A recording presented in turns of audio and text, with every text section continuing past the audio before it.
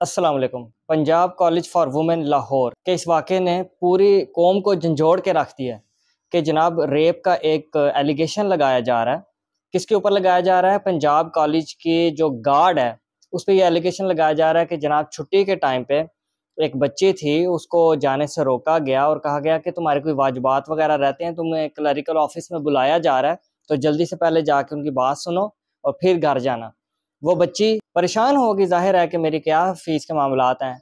वो गार्ड के साथ जाने लगी तो गार्ड तरीके से उसे बेसमेंट के अंदर ले गया, जिस तरह उसका एक और साथी भी था। अभी ये जो है एलिगेशन है, जहाँ पे इसका एक और साथी भी था, फिर उस उन गार्ड्स ने इस बच्ची के साथ रेप किया। अब ये तो है सारा एलिगेशन। बच्ची कहाँ गई, उसका क्या नाम है, उसकी आइडेंटिफिकेशन क्या है, उसका कोई बयान सामने आया या नहीं आया, उसकी तरफ से कोई बोलने वाला आया, कोई एफआईआर दर्ज हुई या नहीं हुई, कोई दरखास्त आई हो, ऐसी कोई चीज़ मौजूद नहीं। ना कि इवन जो सीसीटीवी कैमरा फुटेज है वो भी मंजर आम पर नहीं आ रही।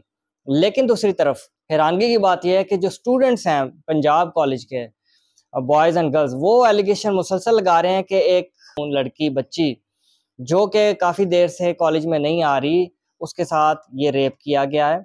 और वो इतने डिटरमिन्ड हैं कि एहतजाज तक बात चली गई और एहतजाज की नौयत इतनी बिगड़ चुकी है कि अब पुलिस को इंटरवीन करना पड़ा है और गिरफ्तार करना पड़ा है। और मैं देख रहा था वीडियोज़ एंड फुटेजेस वगैरह कि पुलिस ने भी हद ही कर दिया है। भाई, लोगों का अगर एक एतराज़ है, एक मैटर है, आप बजाय उसको सुनने के आप वो बच्चों के साथ तशद्दुद का रवैया आपने अख्तियार करना शुरू कर दिया, आप उनको मारना शुरू कर दिया। ज़ाहिर है फिर आगे से आपको रेजिस्टेंस आनी है, आपको एक रिएक्शन आना है। तो वो बच्चों ने भी फिर ऐसा करना शुरू कर दिया है, वो टायर जलाना शुरू कर दिए हैं, रोड्स ब्लॉक करना शुरू कर दिए हैं। मैं देख रहा था दरवाजे भी तोड़ दिए हैं पंजाब कॉलेज के। तो ये रिएक्शन तो आना था। जब स्टेट इतनी इमेच्योर हरकत करेगी तो आगे से अवाम का तो रिएक्शन आएगा। अब इस मामले के अंदर हैरानकुन बात यह है कि कंप्लेनेंट मिल ही नहीं रहा, विक्टिम भी नहीं मिल रहा कि जनाब कोई सामने तो आए। वो गया किधर है विक्टिम? वो आया, उसके घर वालों ने उसको दबा लिया है। वो नहीं अपनी आइडेंटिटी शो करना चाह रहे, जाहिर नहीं करना चाह रहे, क्योंकि रेप के केसेस के अंदर अमूमन लोगों को अपनी इज्जत जो है वो स्टेक पे नजर आती है, रिस्क पे नजर आती है कि अगर हम सामने आए, हमारी आइडेंटिटी एक्सपोज हुई तो हमारी बदनामी बढ़ी है। पाकिस्तान के अंदर ये एक बहुत बड़ा अलमिया है, एक कल्चर का भी हमारे हिस्सा है कि अगर खातून के साथ कोई जुर्म हो गया तो हम उसे दबाने की कोशिश करते हैं कि नहीं नहीं, ये हमारी इज्जत है। अगर हमने मुलजिम के खिलाफ कोई एफआईआर या एप्लीकेशन वगैरह दी तो इसके तो बड़े कॉन्सिक्वेंसेस होंगे, मेरी भी इज्जत खत्म हो जाएगी, बच्चे की भी खत्म हो जाएगी। और किसी हद तक है भी, हमारी सोसाइटी इन चीज़ों को एक्सेप्ट ही नहीं करती। पर इसका मतलब ये नहीं है कि अगर एक बच्ची के साथ रेप हो गया है, कोई ज्यादती हो गया है, उसको हरास किया जा रहा है, तो आप चुप साध के बैठे रहें, आप कोई आगे कदम ही ना बढ़ाएं, आप कोई एप्लीकेशन ना दें। मेरे अक्सर केसेस के दौरान जो रेप से डील करते हैं, सेक्शन 376 से डील करते हैं, उसमें मैंने रवैया भी विक्टिम्स का भी बहुत अजीब देखा है, कमज़ोर देखा है, क्योंकि फैमिली की सपोर्ट नहीं मिल रही होती। और घर वालों का रवैया भी मैंने बड़ा अजीब देखा है। और बाज़ औक़ात तो विक्टिम्स ऐसी होती हैं जिनके साथ अगर कोई ऑफेंस हो गया है, उनकी एफआईआर भी दर्ज हो गया है, तो विक्टिम डर के मारे घर नहीं बताती। वो अगर किसी दूसरे शहर से बिलॉन्ग करती है, मुलाज़मत के लिए वो इस शहर में है और उसने एफआईआर भी दर्ज करा दिया, लेकिन उसका दिल नहीं करता कि मैं अपने घर बताऊँ, क्योंकि उसे पता है कि मेरे घर वालों के लिए बहुत भारी चीज़ गुज़रेगी और मुझे सपोर्ट भी नहीं मिलने वाली। मुझे आज भी याद है कि मैं एक केस के दौरान, जो कि मुझे केस किसी ने रेफ़र किया हुआ था कि फ़लाँ कोर्ट है, आपने जाना है, खातून जो है काफ़ी डिज़र्विंग है। और वो मैंने प्रो बोनो केस करना था, उसमें कोई फ़ीस के मामलात भी नहीं थे। तो मुझे पता था कि आज तारीख़ है, रेप का केस है, मैंने बहस पे जाना है, पेश होना है। और जब मैं अदालत में एंटर हुआ और मैंने जाके रीडर से पूछा कि इस तारीख़ पे एक खातून ने आना था, ये केस लगा हुआ भी है, तो वो किधर है? मुझे नज़र नहीं आ रही अदालत के अंदर। मैंने काफ़ी सर्च आउट किया, तो उसने कहा वो तो चली गई है। अच्छा, वो दिन और आज का दिन, इस बात को भी 3 माह गुज़र गए हैं। उस खातून ने अपने केस की पैरवी करना ही नहीं मुनासिब समझा।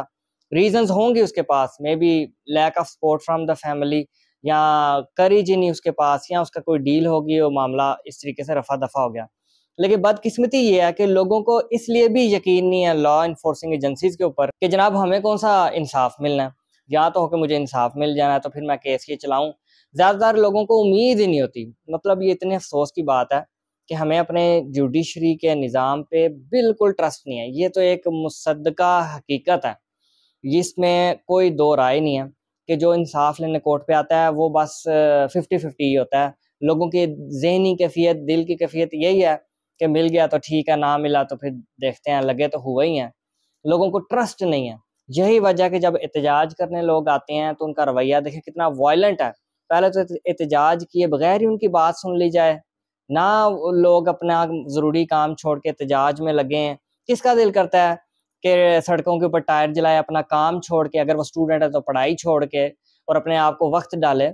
सिर्फ तभी होता है कि जब अगले सुनते ही नहीं है। माजरत के साथ हमारी हुकूमत और हमारी जो स्टेट मशीनरी है वो बिल्कुल एक भैंस की तरह है कि आप उसके सामने चीखो पुकार करते रहो, वो आपको कुछ भी नहीं रिएक्शन दिखाएगी, बताएगी, आपकी हेल्प करेगी। वो ज़्यादा से ज़्यादा इस जगह से उठ के दूसरी जगह बैठ जाएगी, जस्ट एक भैंस की तरह। उसके आगे बीन बजाते रहो, उन्हें फ़र्क ही नहीं पड़ता।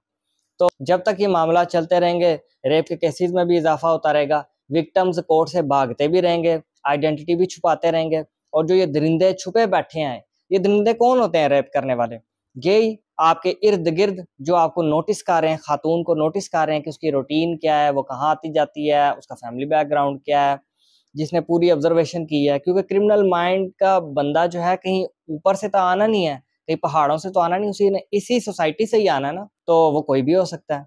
लेकिन अफसोस का मकाम ये है कि जो हमारी रिस्पॉन्सिबिलिटी हम वो पूरा नहीं कर रहे। और ऐसे केसेस के अंदर जो विक्टिम होता है, यानी जिस खातून के साथ रेप हुआ है, वो उसकी स्टेटमेंट सबसे ज़्यादा इंपॉर्टेंट होती है। अगर वो बयान ना दे या बयान के अंदर इनहिराफ कर दे, थोड़ी चेंजिंग कर दे, तो आप किसी किस्म की किसी को सज़ा नहीं दिलवा सकते, केस आगे चल भी नहीं सकता।